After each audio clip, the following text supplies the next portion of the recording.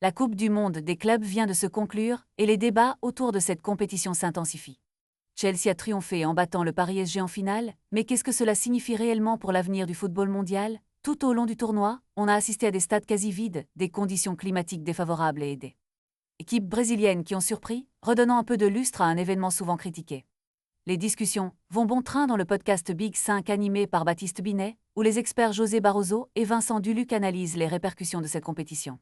Quelles leçons tirer? Que restera-t-il de cette première édition? Les questions fusent. Les critiques sur la sélection des clubs, souvent perçues comme biaisées, soulèvent des interrogations sur la valeur sportive de la compétition. Beaucoup affirment que cet événement n'est plus qu'une affaire d'argent, où le plaisir du jeu est éclipsé par les enjeux financiers. Les commentaires des auditeurs reflètent cette inquiétude, certains n'hésitant pas à dire que le fric a déjà été distribué et qu'il ne reste plus rien. Ce sentiment de désillusion face à une compétition conçue pour générer des revenus plutôt que pour promouvoir le football lui-même est omniprésent.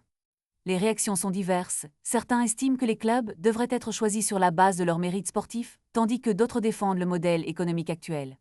La tension est palpable alors que les fans et les experts s'interrogent sur l'avenir de cette Coupe du monde des clubs. En fin de compte, cette édition a-t-elle vraiment changé la donne ou n'est-elle qu'un épisode de plus dans une longue lignée de tournois controversés? Les analyses et les réflexions continuent, mais une chose est sûre, le débat autour de l'argent et de la passion pour le football ne fait que commencer. Restez à l'écoute pour découvrir comment cette compétition, qui a tant fait parler d'elle, pourrait évoluer dans les années à venir.